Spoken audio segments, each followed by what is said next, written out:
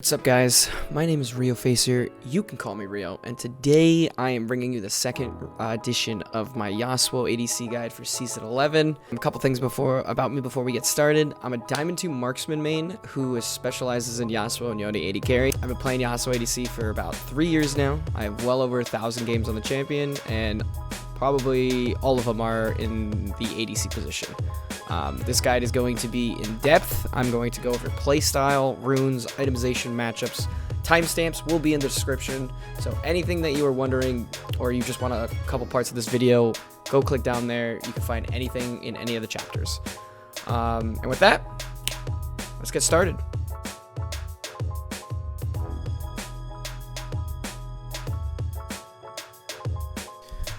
So first things first, this guide was made as of patch 10.24, so this is the preseason. The only things that should change at this point, if you're watching this video in the future, are itemization, rune setup, and that's about it. Playstyle and matchups relatively have always stayed the same and have not changed even based on runes and items.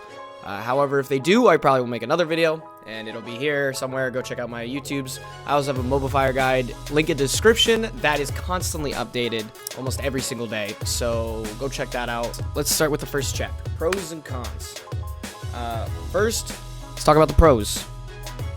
Yasuo's win wall is probably the biggest reason of why he works bot lane. It counters almost everything. One of the direct counters to AD carries. They cannot auto attack you if you are dancing through your win wall. Win wall is broken. So 1, win wall is broken, counters everything bot lane. 2, wave manipulation allows for easier setup on kills because you have a longer lane. What do I mean by this? If you look at the map of Summoner's Rift, there is more distance to cover in the side waves than there is mid lane. So if you can manipulate your wave correctly, you can chase down the enemy duo and constantly farm them for kills while then crashing your wave and denying them XP. I will explain this later, but this is a massive advantage that Yasuo bot can, if you are snowballing, can abuse. And 3, you could potentially farm 2 champions worth of gold instead of 1. So if you're snowballing, that's like 600 gold in champion kills alone, rather than just farming mid lane. However, the cons of why you cannot play Yasuo bot, or when it is bad, is when it's behind, it's really bad. It's a kill lane. If you fall behind in laning phase, you could still scale, yes, but it's going to take a long time. And if you don't have other lanes that are dominating, you're going to have a rough time. You don't really pick Yasuo ADC to not have an impact in the game. So be careful with that. 2, you have to share XP with your support, so you're going to be lacking a lot of levels. Regardless of how fed you are, if the top laner is equally as fed, they will always kill you usually. Because 1, they counter you, and 2, you're probably down 3 levels at least, and every level is roughly about 500 gold worth of stats. So you have to keep this in mind. And 3, you lack a ranged AD carry most of the time when you pick Yasuo. Unless your jungler's picking Graves, or your mid laner's picking something like Lucian, or any other lane has an AD carry, you will not have siege potential, and that is bad. So you have to be careful when you pick Yasuo, you don't have siege potential, and this is why you need to win the laning phase, because then you truly are useless to your team. Alright, next chapter, let's talk about playstyle. And if you watched last year's video, not much has really changed. So let's start with number 1. Passive until level 3. There is absolutely no reason that you should be walking up for early farm unless the enemy laners are giving it to you for free, which they probably will if they're lower than diamond. That's just from my own experience. You could probably get a good amount of the first 2 waves, but understand that you should not be able to. The higher elo you get, the more your opponents will punish you, because they understand that Yasuo is very weak the first few levels of the game. Lower elo players just see Yasuo and they go, oh my god, it's Yasuo, I'm scared. Yet you're level 1 and you can't do anything. So, first rule, play passive until level 3. Let the enemy laners push into you, okay? Farm under your tower, give up any CS that you cannot get for free. Alright, and what do I mean by free? They can auto attack you. They can do any type of trading with you that will affect you. Because if you go for too much of these what I call non-free CS, then you will be half health and you'll never be able to engage on them, because the point of your lane is not to farm minions, it's to farm champions. And which leads me to my next point. Get a Doran's shield. If they have double ranged bot lane, you are going to need a Doran's shield. It's just gonna happen. Suck it up. This will allow you to sustain through the lane. If you don't have a healing support, you can't go Doran's Blade in these matchups. You can. I'm not saying you can't. You can. But if you make one misstep, one bad trade, your win condition is gone. So it's just better to get a Doran's shield in these setups and wait for a level 3 power spike. And 3, basically summing up the other 2, just stay healthy and play to your win conditions. Sometimes your job actually isn't to win your lane. These are situations you really shouldn't pick Yasuo ADC, but you could still be impactful. And how are you impactful in these games? Just click R. Sometimes your one job in these games to win is to just press R. You don't even have to be the main carry, but it's your job to determine who is the carry and what your job is to fulfill in your team comp. I go over that in my mobafire guide. I might talk about it a little bit later, but you need to figure out what your role is for your win conditions and play accordingly.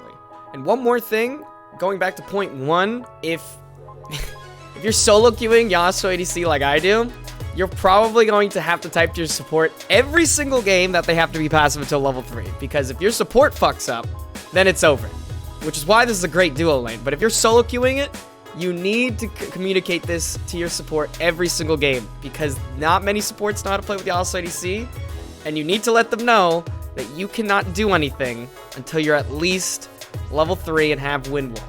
To lastly summarize how playstyle works is after laning phase, if all goes according to plan, even if it doesn't, you should be looking to get solo XP in the side lanes. Yasuo is very safe to play in the side lanes. He's a great duelist. Just be aware of what their top laner is. If it's one of your counters, be careful choosing the lane that they're in. But otherwise, you can keep the mid laner mid. There's really no reason for you to go mid. You should be in the side waves gaining solo XP somewhere. From here, you want to rotate to objectives. If you have done the laning phase correctly, the best thing the enemy AD carry can do is freeze a side wave and farm it out until they're useful, which makes the entire mid game a 4v5 if done correctly. Obviously, other lanes will be a little bit, you know, volatile and you can't control those lanes, but you can control you winning your lane. And if done correctly, you now can rotate to other parts of the map and win team fights and continue to snowball this lead. You need to win the game before the enemy AD carry is actually useful. And even then, you could still probably win the game because all it takes is a win wall or a knock up on their carries and you can, boom, you're right there and you win. Just win the team fight. But at this point, the game is a 4v5 if done correctly, and you just keep snowballing and snowballing and snowballing. Okay, let's talk rune setup. This is generally what I'm running every single game. It rarely changes. However, you can switch it up a little bit, and I'll explain. So, for your main rune, Conqueror, every single time. I think you can run Fleet.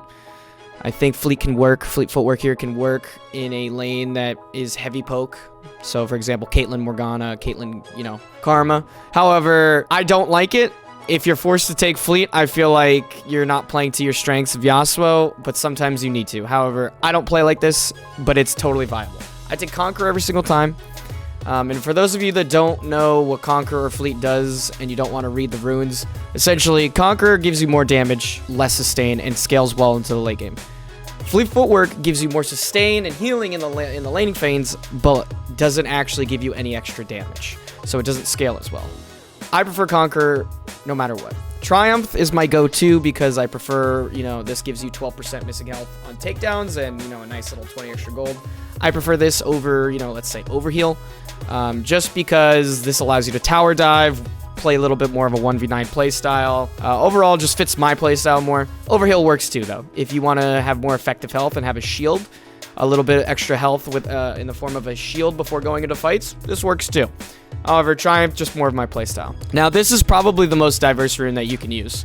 And this is the tier 3 in your precision tree. It's between Alacrity, which basically gives you 3% attack speed at the start of a game and ramps up. You get Tenacity, which is essentially just time that it takes for you to be CC'd. So it could be a 3-second CC'd. The percentage of Tenacity you have lowers that to maybe 2 seconds or 1 second. And then you have Bloodline, which is just stacking lifesteal. TLDR of each one, Alacrity, great early game, has less value later in the game. Tenacity, great all around, more value later in the game as you get more Tenacity. And Bloodline, bad early game because you don't start with any stacks, however, is good later in the game because you get up to an 8% lifesteal. I always run Alacrity. However, if you go an attack speed heavy build, let's say you're going the Gwynsu's Tank Shred build, which has a lot of built-in attack speed already, you can opt for Bloodline and play a little bit more passive early. However, I just always take Alacrity because I feel like the snowball potential of having the extra attack speed early game is just too important. However, you can switch between these. I've seen every single rune work. Just understand when you pick something, what your strength is with that rune. And then down here, I think Coup de Grace is actually a really bad rune. I don't think it actually gives you that much damage. It's good execute damage, I guess. Cut down can be good. However, later in the game, you're probably going to be building health items if you get to late game, so I don't actually like cut down. Although if they have mega tanks on their team, you know, like Ornn, Mundo, this could still be a good rune. My favorite and most consistent rune is Last Stand. As Yasuo, you're always going to be fighting a lot. You will find yourself below 60% HP very often and quite frequently fighting at 30%. That's usually when your shield bow shield activates anyway. So I think you get the most consistent results out of Last Stand. So I run Last Stand every single game. However, all of them work. Personally, I don't like Coup de Grace. Coup de Grace is my least favorite. But you can work with every single rune, just understand what you're getting out of the rune. Which leads us to our secondary tree. I always take this setup. I like Eyeball Collection over Taste of Blood just because, opposed to mid lane, I don't find myself proccing this as often. In mid lane, you could take shorter trades, dash back out, and Taste of Blood is great for that. In bot lane, I feel like your trades are more all-ins rather than, you know, sporadic trading. So I feel as though this is more of a snowbally rune. I also got this actually from Rapoba, who's a challenger player. I saw him run this a couple times, and ever since I switched to this, I actually really enjoy it. Both are fine though. Just understand what you're working with. Taste of Blood gives you more sustain and actually does a lot later in the game. It's on a 20-second cooldown, however. But Eyeball Collection equally, when you stack, basically what it does is when you kill your opponents, you're granted an eyeball, kind of weird, and you get adaptive bonus attack damage. And then when you collect enough, you get more adaptive bonus attack damage on top of that, which amplifies your crit damage, which amplifies your lifesteal, which just is kind of a snowball effect on all your other runes. Personally, I prefer this. It's a nice snowball rune, but this one is interchangeable with Taste of Blood. The one you should always take, however, is Ravenous Hunter. This is the bread and butter of Yasuo. Gives you Omnivamp based on how many stacks you have, so make sure you're killing lots of enemy champions. To stack this up at 4 stacks and 5 stacks, this becomes really powerful healing tool. This is the only required rune I think Yasuo needs as a secondary in domination. Could you run Resolve? Yes, you could. However, I think you're just losing too much because of how Ravenous Hunter works. My Yone guide, I talk about different things because I actually run Resolve secondary, but Yone, despite popular belief, is not the same as Yasuo, and there's reasons for that. So if you're interested in why running Resolve on Yone is better than why you wouldn't run Resolve on Yasuo, go check out my Yone guide. If it's not out yet, sorry, it's coming. But this is my standard rune page, and then obviously you take attack speed. For, you know, your runes down here. Take attack speed, 10% flat is amazing early game. Then you take adaptive force to help you CS early. And then, you know, you usually go with armor. I will take magic resist if it's a double AP bot lane, or if I'm going up against something like a Veigar, or a mage. So, but most of the time, armor is best. If you don't know what to go, I'd even just recommend sticking with armor. I don't think going the health really is that beneficial. Only reason is because armor still affects minion damage and turret damage. So even if it's a mage bot lane, armor is still good because minion damage is physical. So keep that in mind. But this is probably your standard rune page every single game. If you don't really understand the benefits of anything here or whatever the hell I just talked about, just copy this. Or copy this. These are fine. Just do this. So this section is going to be on matchups. Now, I'm going to basically go through all of the AD carries here and give you some tips and tricks on how to deal with each one. However, I want to preface this with, these are just tips to deal with each AD carry. Every single matchup is more support dependent than actually what AD carry you're going up against. So take this with a grain of salt. Very few AD carries here, I think, can take the same playstyle every single time regardless of support. Most of them will probably change depending on the support, because if you have a really good support and they have a bad support, you could take advantage of that. So I do want to, you know, highlight that point. But these are some tips to get by just the AD carries. So let's start with the Aphelios. Honestly, he's annoying all around, but he's not too bad. You want to avoid his red pistol. It's one of the first guns he starts out with. He can auto attack through your wind wall. Anything that can basically get through your wind wall is a no-go, and you'll find that as a common theme as we continue this. So avoid his red pistol. Be careful when he has a sniper rifle, just in terms of getting poked out, and avoid his chakram. Now, I know that's literally most of his guns, but his chakram is probably the most dangerous one. Red pistol, you could just go through wind wall. Gravitum and his flame one aren't too bad to deal with, and as long as you have an all-in support, he's very immobile, and you can pretty much deal with him pretty easily from that. But do avoid chakram, which is a boomerang, because that gun is really annoying. Let's go to Ashe. If you're all in her, you have to make sure she dies. This is actually an ADC that I think gets really annoying, depending on the support, obviously. But if you don't kill her when you all in, her slow is actually ridiculous. So she's really annoying to deal with. Make sure she dies. Because if she doesn't die, you or your support's probably going to die when you're running away and you realize you don't have enough damage. So she's probably the most all-in lane. There's no going back, so you have to kill her. Not too bad if you can lock her down. Obviously, she has no mobility, so if you can lock her down, not too bad. If you can't, good luck. Let's move on to Kate. Her range is abusive. Even if there's a melee support, you have to take Doran's shield, in my opinion here. It's just way too easy to poke you out. She's hard to lock down because she not only has insane range, but her net ability allows her to escape. And if she times it right, she can actually net your EQ knockup, so you have to be careful here. I tend to go for the supports if it's not a tank support. I try to abuse the fact that I can wind wall Kate out of a fight and then kill the support. If it's a tank support, it's kind of harder to do.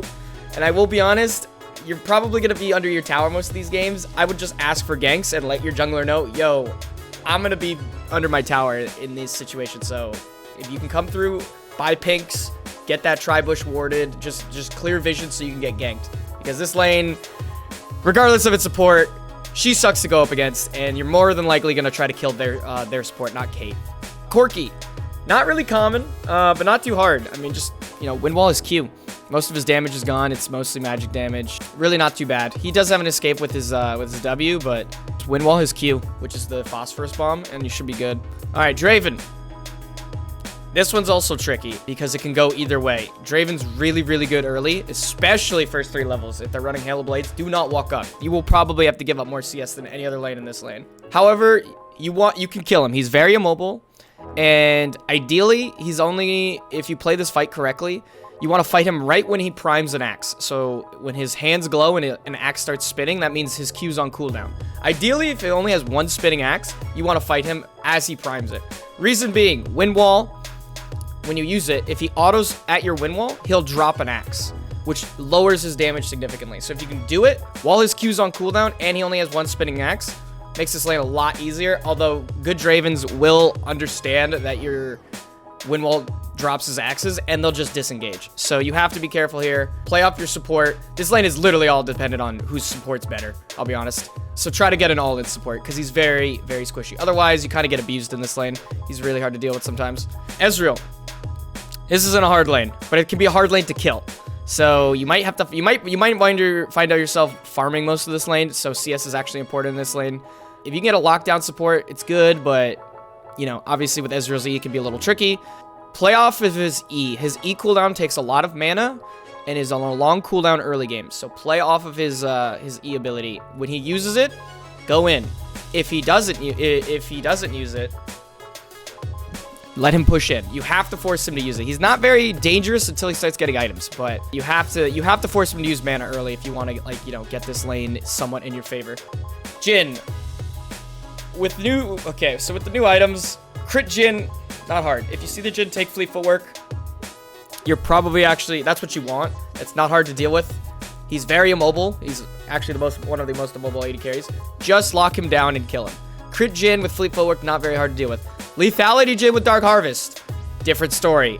This, as of right now in the preseason, this is the most common lane, and it's so annoying because it's very easy for him to proc Dark Harvest on you if he gets a lot of damage off with his support.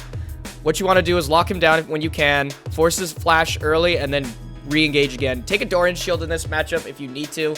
You don't want to be giving him free Dark Harvest procs.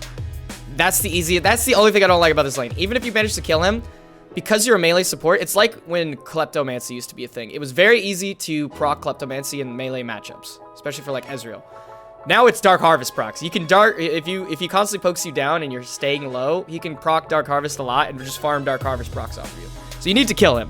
This is a lane you need to kill. Play around your support, lock down, all in support. Like I said, just get on top and kill him. Jinx. Jinx isn't very difficult. This is actually, I prefer to see Jinx's. As long as you don't get too poked out by her rockets early, she'll naturally always push the wave. They'll always switch the rockets at one point to farm and will cause AoE damage on the wave. So bait out her rockets and try to get her to push the wave into you. Once you're level 3, just kill her. She's not very hard. Watch out for chompers. That is the only thing that could stop you in this lane. Obviously, be careful of what their support can do. But another immobile AD carry, just all in her, and you will win. If she does reset her passive, though, you probably lose the fight. That's all you got to worry about. But just don't let your support die and don't die. And she dies. So don't worry about it. Kaisa. All right. I actually love facing Kaisa. This is probably the one ADC that you want to... I love that she's popular because she's actually really good for Yasuo. Most matchups are very good. You usually will kill her. Her short range allows you to farm easily. And the only thing you have to be careful of in this lane is her Q isolation damage. That can hurt. And you can win wall it. But other than that, just be careful of her passive. They usually run Hail of Blades, so it's easier for them to proc. But generally this lane is not too bad. Just try to kill her. Communicate with your support that, yo, we want to fight her, especially after level 3. But if you can, get her to use Q when there's minions around. If you're 1v1ing her, you have to be careful of her Q damage. And she scales really well, so be careful of that. But you can take advantage of her very easily in the early game. Kalista, avoid. Not many people play Kalista, I'll be honest. So it's very uncommon to see her these days. However, she kind of counters you. You can't win wall her Rend, which is her E ability, and she can kite you into oblivion if she's good enough. So I would just avoid her, but if you can't, good luck. There's not really much I can tell you. She just counters you. Get a gank and have a support that is locked, like that has lockdown or slows. If you can slow her down, her auto attacks become very slow. So that's your best bet. I like Nautilus into her because if he lands a hook, his other abilities lock her down and then slow her afterwards, so it's very hard for her to do anything after that. So Nautilus is a great support into Kalista, but obviously, you know, if she's good enough, it gets a little tricky. Kog'Maw either wins lane. Okay, with Kog'Maw, you either win the lane and put him behind, or you lose the lane and you better hope that there's knockups on your team that you could press R, because Kog'Maw, especially with a Lulu behind him, can be very dangerous. However, he's not too hard to play against the lane. Just play around his W. You'll hear him make a little noise, and he hits his W, he gets increased range and percentage HP damage. If you could play around this and all in him when it's down, shouldn't be a problem. Win wall when you have to win wall. If he's playing with a Lulu, win wall polymorph. Fun fact, you can win wall polymorph. It's a projectile. So try to win wall polymorph. Because you'll usually play, let's be honest, if there's a Kog'Maw, you'll see a Lulu. So win wall the Lulu, but if you don't, obviously win wall Kog'Maw. It's up to you to figure out what you have to win wall. But Kog'Maw, not too bad. Just win your lane and don't worry. You'll worry about it later. But if you don't win your lane, you're an R bot to lock him down later. That's it. Not much else. Lucian, try to avoid this one also. He's big scary. His Q goes through your win wall. He has a lot of early game damage. He's a lane bully. You can kill him. I'd recommend a sustained support here. You outscale him. So there's no reason to lose to Lucian early. I mean, there is. He's just, you know, he's better champion than you early. He abuses you. But if you have a sustained support, you can get through the lane and just outscale him. Try not to fall too far behind in CS. Fight under your tower and bait out his Q on minions. If you don't get hit by it, that's actually an opportunity to potentially fight. But his Q is very, very... His Q hurts, is what I'm saying. So be careful. That's his laser, if you're wondering.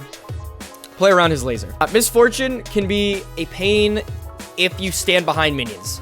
All you have to do is not stand behind minions. Don't take her increased Q damage by standing behind a minion. Other than that, lock her down. She could be a little dicey because of her increased movement speed, but other than that, she has no innate escapes. So she's technically immobile. So if you can get onto her, good, just kill her. Also, even if you lose this lane, you can be useful for your team by win walling her ultimate ability later in the game. All you have to do is win wall. If there's a misfortune in the game, no matter how good or bad you do in the laning phase, your one job will usually be to win wall misfortune. So her ultimate doesn't hurt you in the team fight or your team. It's actually insane how much damage you can mitigate.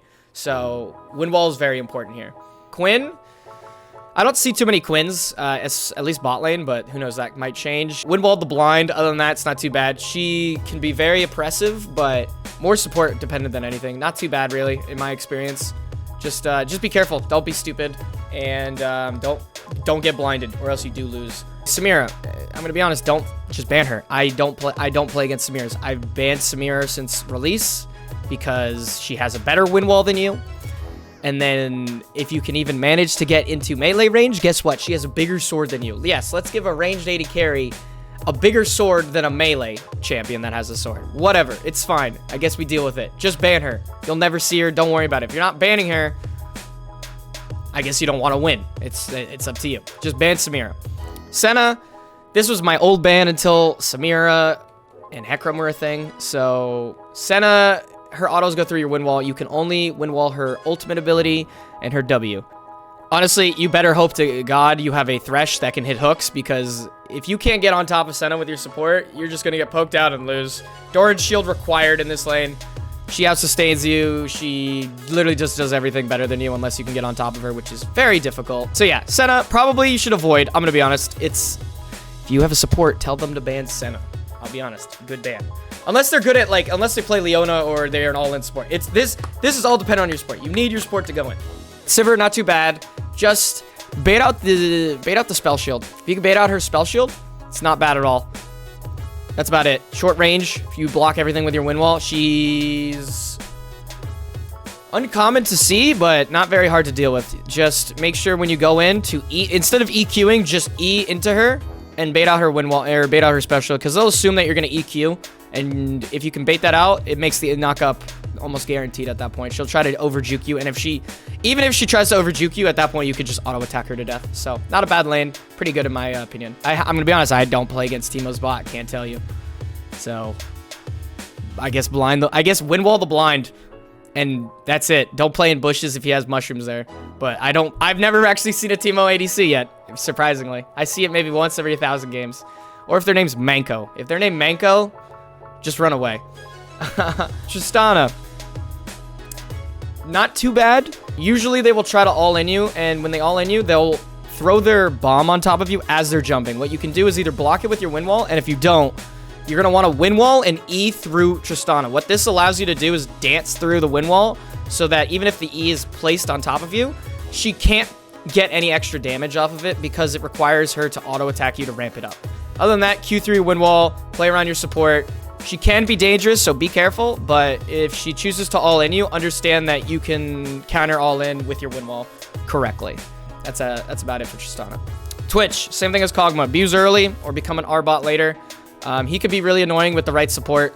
You need an all-in support here, or something like a Nami, but you need to have some type of engage that can lock him down, or you can win wall him out of a fight, or and go for his support. Same thing with Misfortune in this case, because of his insane range and where he pops up.